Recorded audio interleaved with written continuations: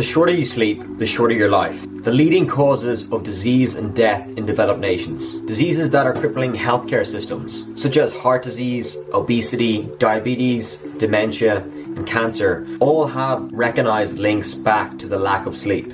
Okay, I know that's a bit much, but at least I've got your attention for a bit. For me, always have a complicated relationship with sleep. Dragging myself out of bed has been a real struggle in the past. I've been told that sleep is so important that we spend over a third of our lives sleeping. But why do we need sleep? Can't we just go without sleep or sleep hack? Over the past couple of years, scientists have come up with a number of theories and reasons to why we need sleep as human beings. Some mention that it's a method to save energy, while others argue that sleep provides us with a method of clearing away the brain's cellular waste and help us recover through the night.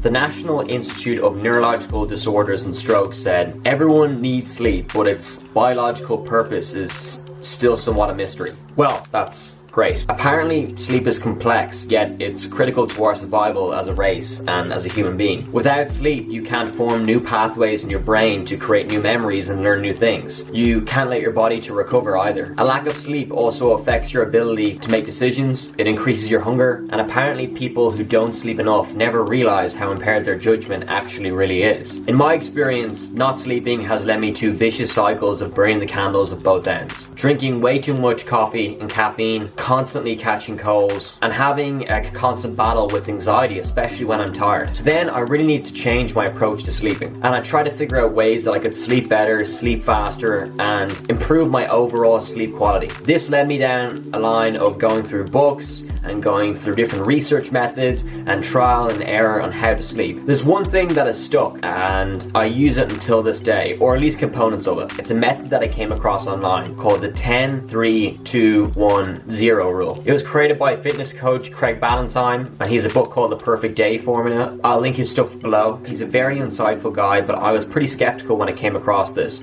as nothing worked on me, and I just kept going through the constant cycles of having colds, drinking coffee, and always having near chronic fatigue. But I knew I had to give it a shot if I wanted to fix my sleep issues. So the 10-3-2-1-0 rule. So before I go into the results of the micro experiment, let me explain the rule. 10 hours before bed is no more caffeine. 3 hours before bed is no more food and alcohol. 2 hours before bed is no more work. 1 hour before bed is no more screen time. And then 0 is the number of times you hit the snooze button in the morning in order to make sure that you don't feel groggy. I was skeptical at first, and I didn't know whether this was going to work. I wasn't sure, but I knew I needed to make a massive change. After implementing this rule into my daily routine, my sleep quality has improved dramatically. The biggest challenge for me at the start was 10 hours before bed having no caffeine. Something that I didn't expect to happen was the 0 times hitting the snooze button. If I get up straight away, I usually have a lot more energy than laying there for another 10 minutes waiting to get up. And it's really strange to me that a 0 to 5, 10, 15 minute difference of just hitting the snooze button can really shift how I feel in the morning and really impacted my energy throughout the day. Beating my alarm clock in the morning at 0 with no snooze allowed me to gain momentum and energy that will carry on through the rest of my day. Something that I still struggle with this day is 1 hour no screen time before bed and 2 hours before bed no work. That's something that still I'm struggling with, but even implementing some of the other rules has really already dramatically changed my quality of sleep.